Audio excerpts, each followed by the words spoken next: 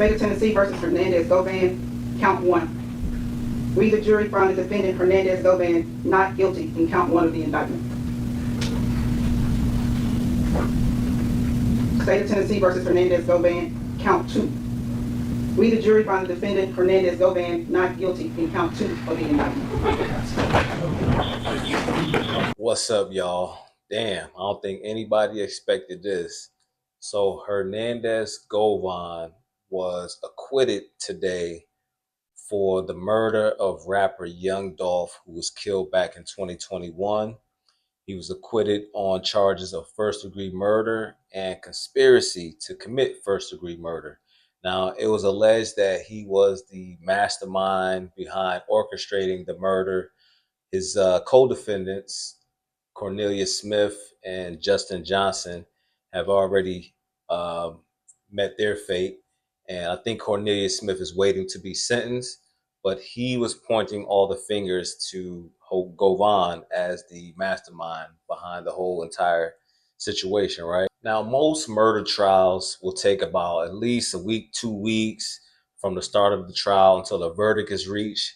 But this particular trial took about 2-3 days. They had closing arguments, I believe, on Wednesday. And then Thursday, the jury deliberated. It took them only a couple hours.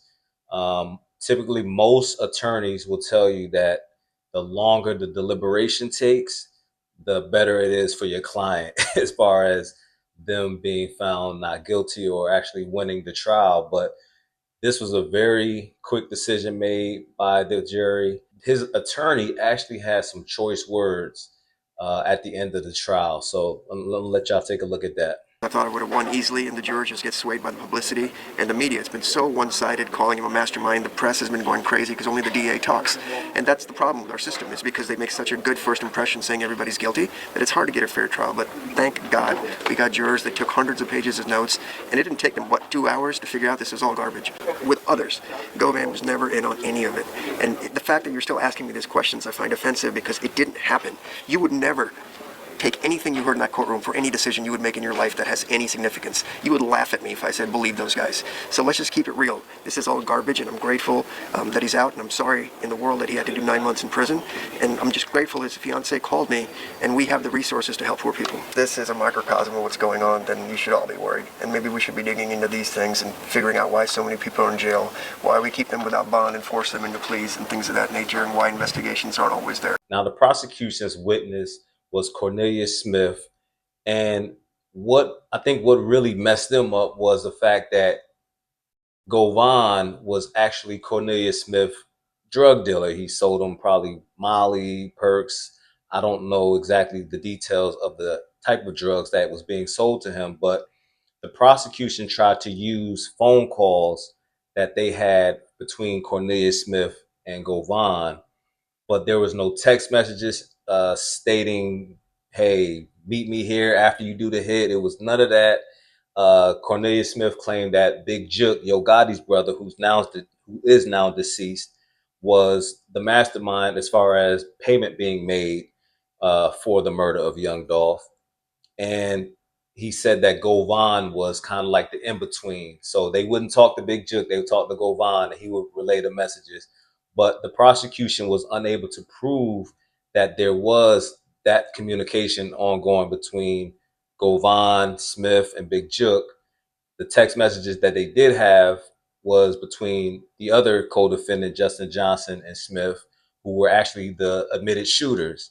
So, the case fell apart on them. They was unable to prove their case, and this man is going to be walking free. And let me play y'all a clip of what Hernandez Govan had to say after he was found not guilty in the courtroom. Mr. Govan, you haven't smiled all this week, but obviously you have a lot to smile about. Just tell me just about what you're feeling in right now. Like I said, it's kind of hard to explain the feeling of getting your life back, just from 12 people, so I'm just blessed, and I'm just ready to go see my son. You heard your attorney say if you're black and poor in Memphis, this is what happens. What would be your words of advice? Leave Memphis. Do you plan on leaving Memphis, sir? Of course. Now you heard that. He's saying he getting the fuck out of Memphis. He know what time it is. He may have been found not guilty in the courts, but in the court of public opinion, yeah, you had something to do with that, man, one way or another. And you're gonna be looking over your shoulder for the rest of your life, possibly. Now, the credibility of the state's witness, him being pretty much a junkie, him being the shooter, him having the biggest gun that was involved in the murder, um, couple all those things, it probably was hard for the jury to really buy anything that he was saying in that courtroom. And now there's conversation surrounding whether or not anyone else may have possibly been complicit in the murder.